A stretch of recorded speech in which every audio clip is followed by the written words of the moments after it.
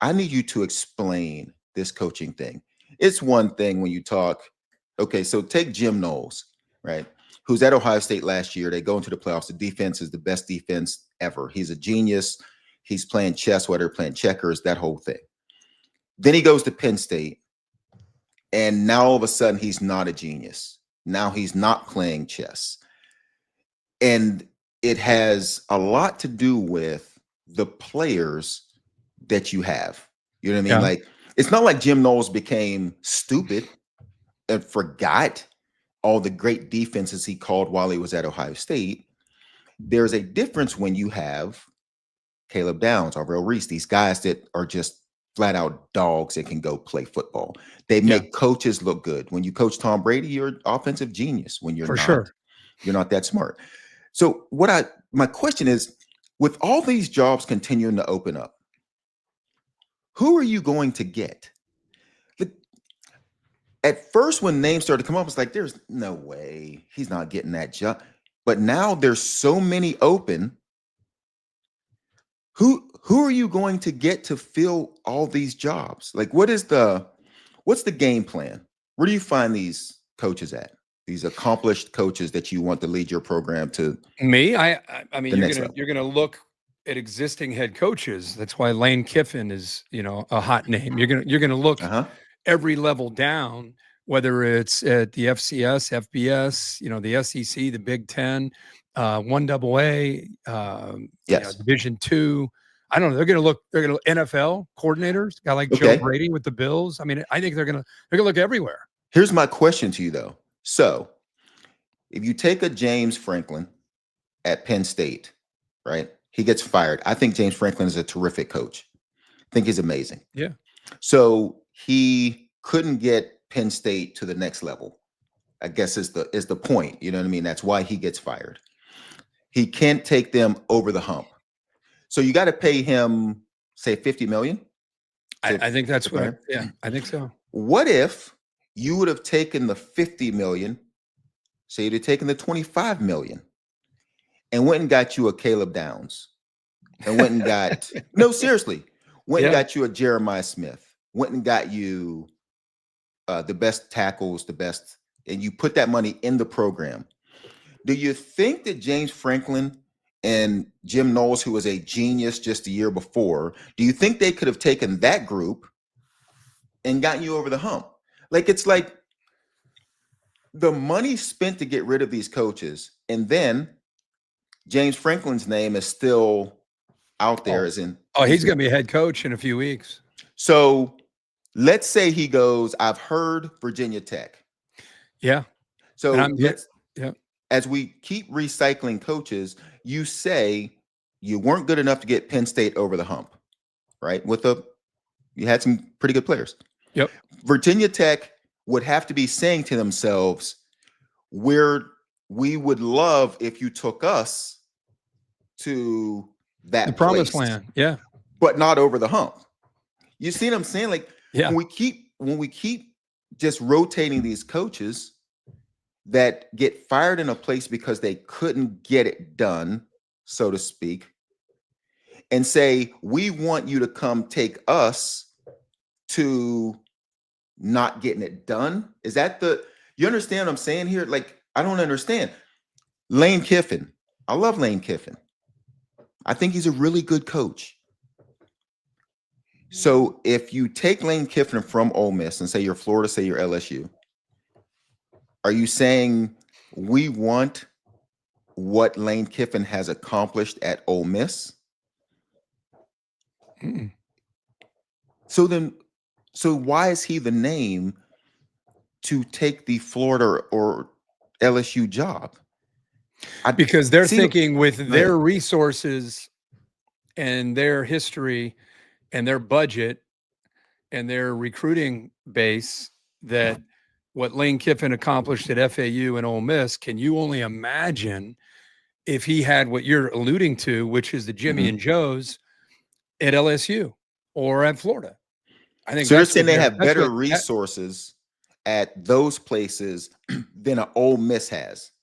And because of our resources, we're going to elevate what we've seen you do so far, and that's going to be the difference that gets Yeah. us over the hump. Well, look at Kurt Signetti. Were Yes. you going to hire Kurt Signetti from JMU and just say, okay, he's a championship coach at the JMU level? What Uh-huh. makes you assume he can go to Indiana, who's been a third-tier Big Ten school, and become what he's created? I mean, Great point. maybe they looked at that and thought, with our resources, with our recruiting base, I don't know, but that's a great point. I mean, That is I mean, because think of all the JMU guys to that are Indiana is winning. different. Huh? JMU to Indiana is different. It's different resources, different league, completely different situation. We're talking LSU, Florida, Ole Miss. Well, how We're about Mike talking Elko at A&M? He was at Duke. Duke, A&M. There's a gap. Mm-hmm. Is there a gap between Penn State and Virginia Tech? You're talking to a guy that used to do Virginia Tech games when they were top 5 in the country. Resources. I keep waiting for them to get back to that level. That's my point. We're talking level playing field in resources, I would think, between SEC schools, Florida, Ole Miss, LSU. Relatively the same. I know, but every hire that these guys make, there's a risk. I mean, when Bob Stoops left Florida as a defensive coordinator with Steve Spurrier, and they brought him to bring Oklahoma back, second year, he won a national championship. Had 0 head coaching experience. Right. Jim Tressel years ago was hired from Youngstown State to come to Ohio State. Second year, he won a national championship. And I get the jump. That's my point. Yeah, I get the jump. But I'm just saying, like, I think there's different ways to do it. Like, usually you would think you need head coaching experience for you to be able to come here and be a coach. Kirby Smart had 0 head coaching experience. See, I don't necessarily think that you need coaching experience. I don't think you need head coaching experience. Marcus Freeman, 0 head coaching experience. Because now we're talking about guys that have coaching experience. We're talking about James Franklin, Lane Kiffin guys that have head coaching experience. If you take one of these coordinators, take a Brian Hartline, give him a job. Now we get to find out, can he be a Kirby Smart? Can he be a Dabo Sweeney? I get it. I'm talking about when we are taking a head coach who got fired in one place and say, come run our program. We've seen this guy be a head coach. We know that James Franklin is a terrific coach, but he got fired for not being able to get over the hump. So come be our head coach. I know my answer to that. I need clarity, sir. So if I'm Virginia Tech, it's just, if I'm Virginia Tech and I look at the James Franklin situation, what's to make me think that whatever set of circumstances he had at Penn State, he's going to duplicate that exact same model and come to Virginia Tech? And that's what we want. Never beat a top 10 opponent. That's exactly what we're looking. I wouldn't think that.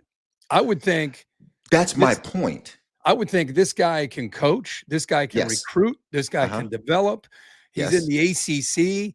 If he builds a program anywhere close to what he had at Penn State, we're winning 11 or 12 every year. We're competing for an ACC championship every year. If he does what he did at Penn State and he brings it to Blacksburg, we're right in the mix every year. That wasn't good enough for Penn State. It was good enough for me at Virginia Tech.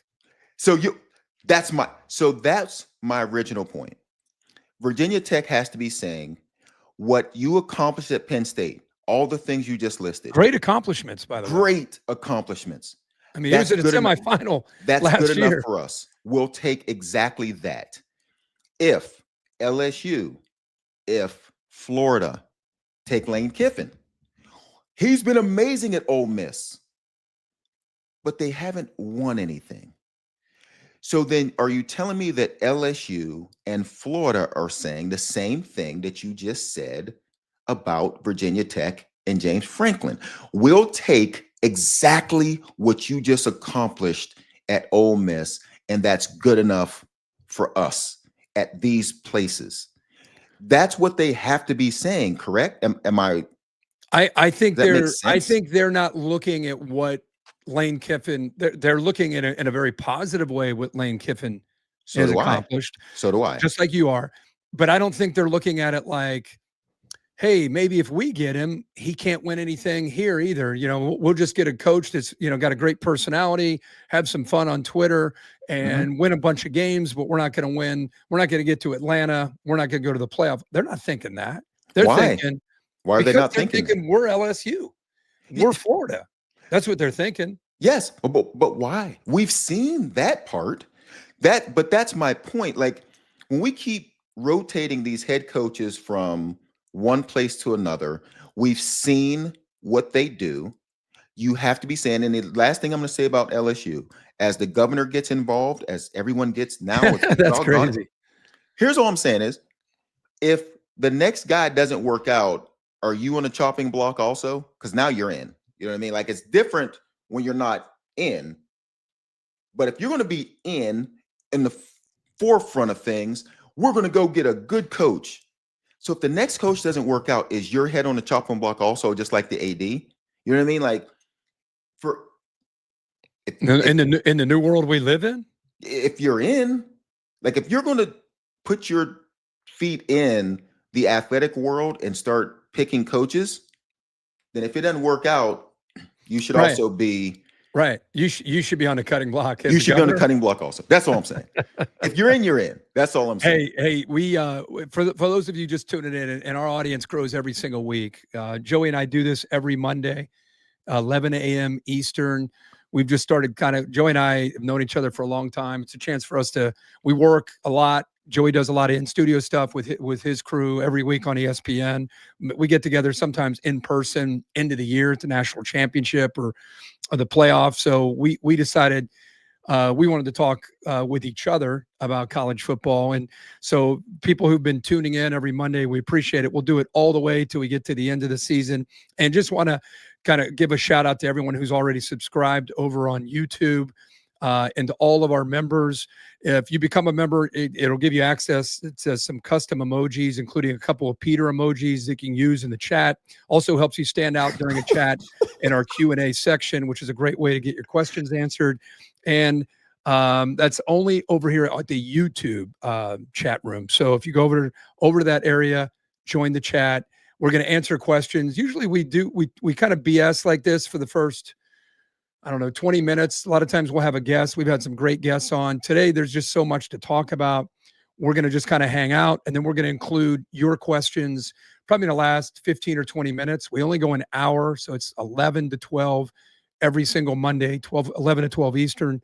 And we promise you we'll do a better job this week of getting to your questions and getting you guys involved. Joey and I used to do a radio show together in his off season when he was playing at Seattle or Dallas or Tampa, wherever he might be. And I was doing a radio talk show in Columbus, and Joey would come on in the off season and we would take calls, and we had a lot of fun with Buckeye Bill and whoever else would call in talking about the Buckeyes.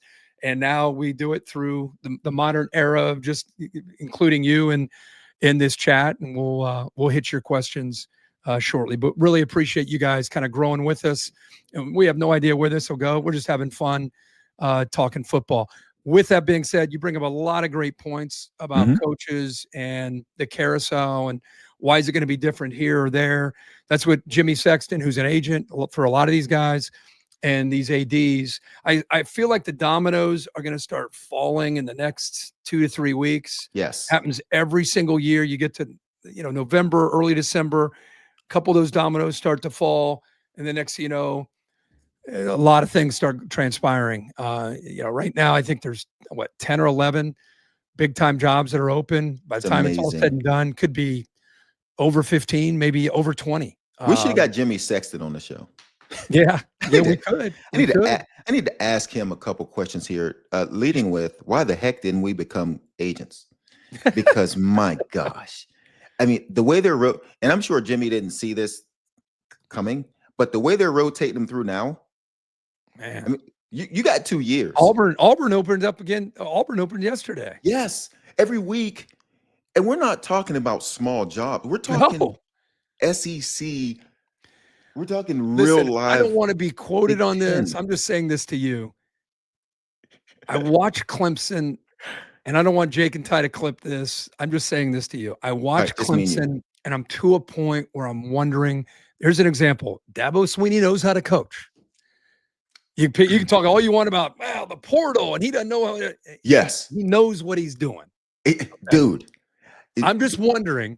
Go ahead. Has it run its course? Like when you stay somewhere for an extended period, a lot of times I've heard coaches talk about 10 years, maybe 12 max.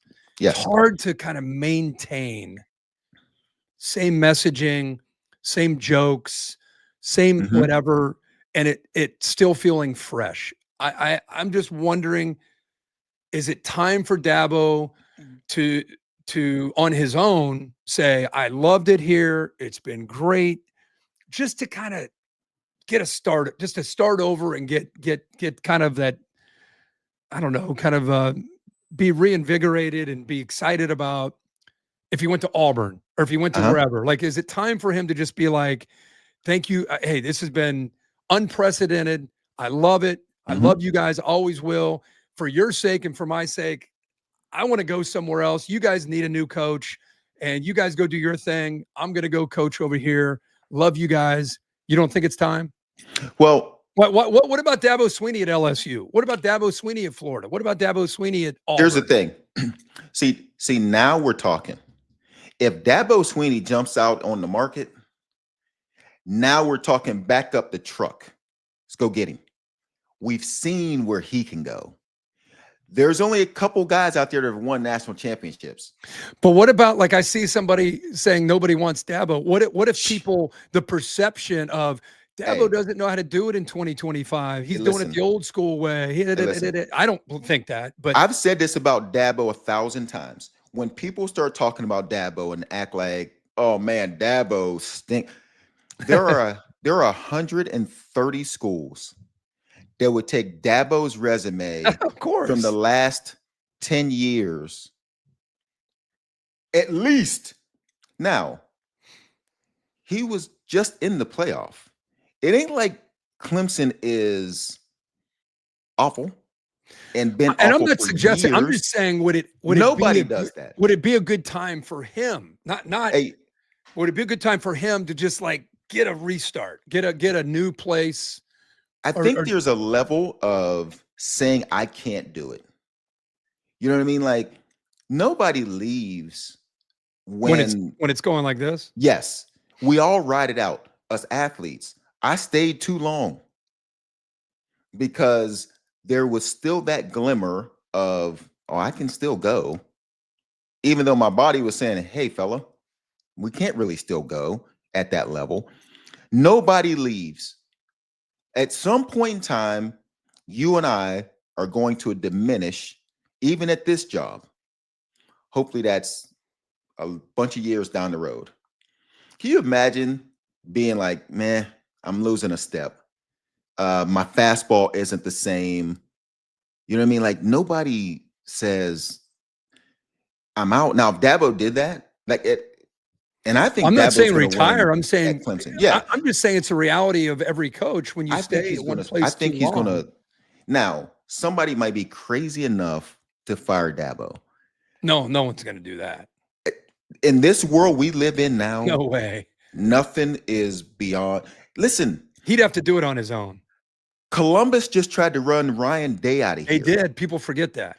Oh, you want to talk about forgetting something? They forget. Was it about halftime of the Tennessee playoff game that they forgot, or do you think it was at the end? You think by halftime? No, I think it might have carried over to the Rose Bowl against Oregon, first couple series. And then once Jeremiah Smith scored that second touchdown, I think that's when they were like, I told you all along. I told you guys he was a good coach. Yeah. Look at us. They were trying to pack him up. Me and him, we've laughed about this numerous times. Oh, yeah. Because dude had an armed guard, 24-hour armed guard at his own house for his own fans. He's terrible. He's the worst coach. Armed guard. Me and you joked about this at the time. The amount of former players that we saw on social media that were like, this guy got to go. He's not good enough. And all the comments after, pack him up, get him out of here. And you think it lasted to the Rose Bowl before they forgot? I think second series after the second series. Touchdown by Jeremiah Smith. Greatest coach I've ever seen. Ever. Who's this Ron Day guy? He is amazing. Yeah, like winning 90% of his games and losing to Michigan, and none of that mattered. But dude, what if they lose in Ann Arbor in a few more weeks? Are they going to come climbing back out? Some of them in a row. Some of them. I think some will too. They're going to crack that door open to see if it's safe to get out there to fire him again. Yeah, they will. But that's how this rotation goes.